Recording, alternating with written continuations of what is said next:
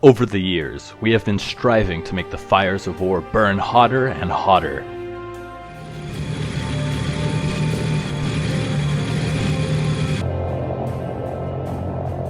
And we had succeeded.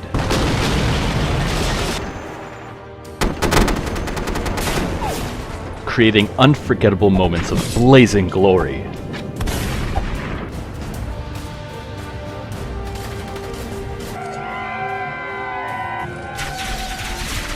But these fleeting moments are mere moments. What are people doing during the rest of the server's lifetime?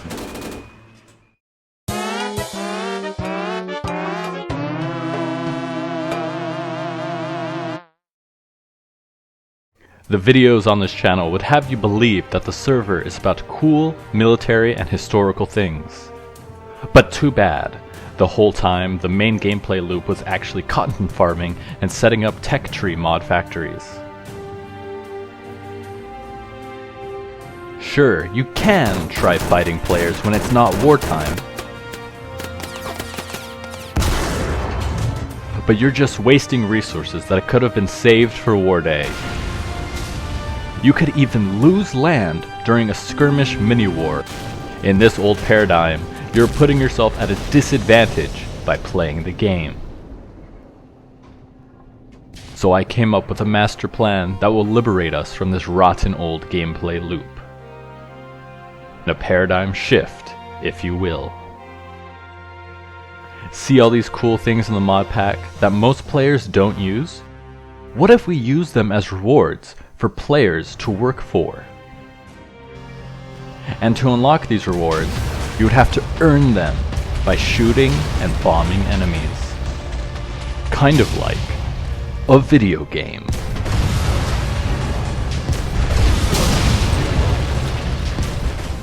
A tech tree format is the perfect formula for addictive fun that keeps you playing forever. But this is not just a theory. The reason I haven't posted any devlogs for so long is because I was getting coders to make the new system, and now it's almost complete. It's not just a mere tech tree. It's the tree of forbidden wisdom and knowledge.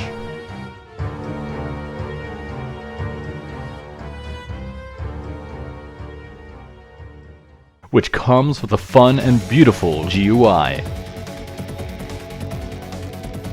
Features include a built-in shopping catalog page for all items. Variable length trees that you can scroll down through.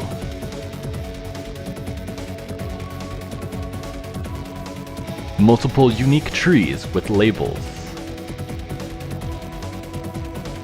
Unique PNG portrait for each tree.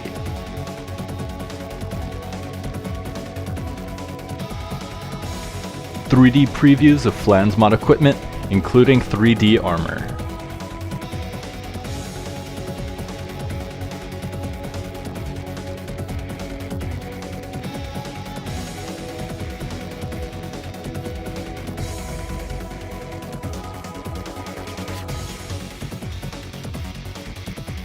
As well as the option to include multiple trees as pages within one tree.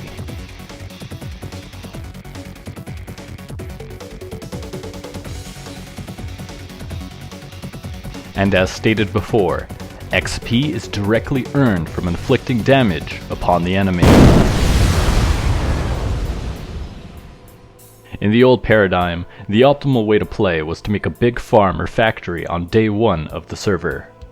Stockpile the strongest weapons and vehicles in the game, then go offline until war day.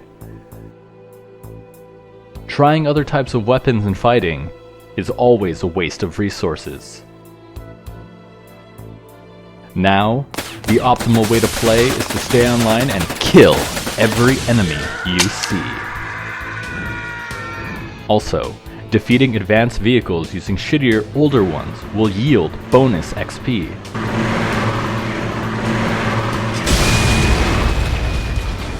Although grinding XP will be super important, diligent players won't be invincible. The more common and widely used a vehicle or weapon was, the easier to research it should be. Here's an example of a Russian knowledge tree with a mass-produced branch and an experimental branch. In this example, the widely made IS-3 heavy tank costs 600 shekels to produce and 777 XP points to research, while the experimental IS-7 costs a slightly higher 800 shekels to produce, but a whopping 1,777 EXP points to research. It's a similar story between the more common Su-30SM and the rarer Su-57, which are both modern fighter jets. Despite being much easier to research and slightly cheaper than the IS-7, the IS-3 is still a monster on the battlefield.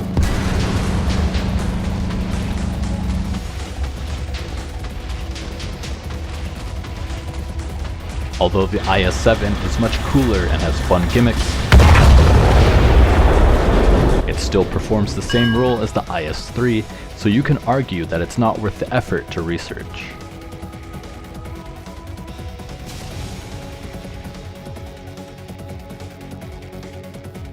So lazier players will still be competitive on the battlefield, while more dedicated players can show off cool experimental vehicles as status symbols. Also, here's another cute feature that goes well with the Tree of Knowledge: vehicle upgrade kits. You can now use upgrade guns to make certain vehicles evolve into different vehicles.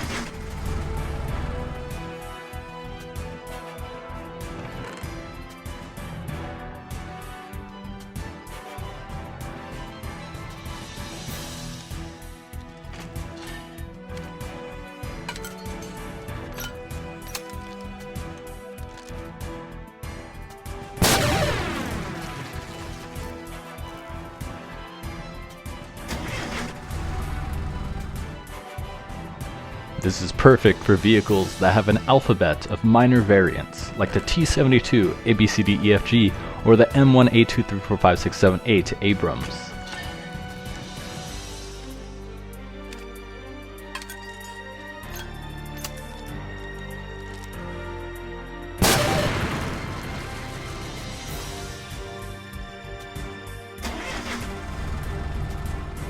This is also handy for tank destroyer and artillery variants.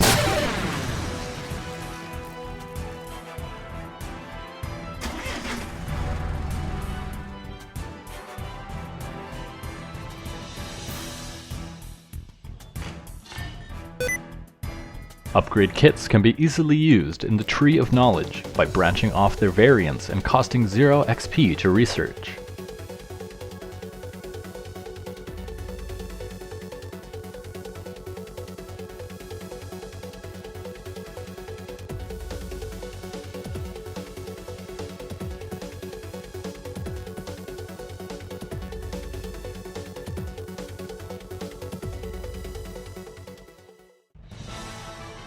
So here's the plan for the future. We will have a World War III Valcraft mini iteration to test the new Tree of Knowledge system. After that, we will go for a full industrial history iteration that covers history from 1776 until 2776. The biggest obstacle holding back a release is that we lost the ability to run the Clouder dynamic map system, so we need our new coder to replace it or overhaul it.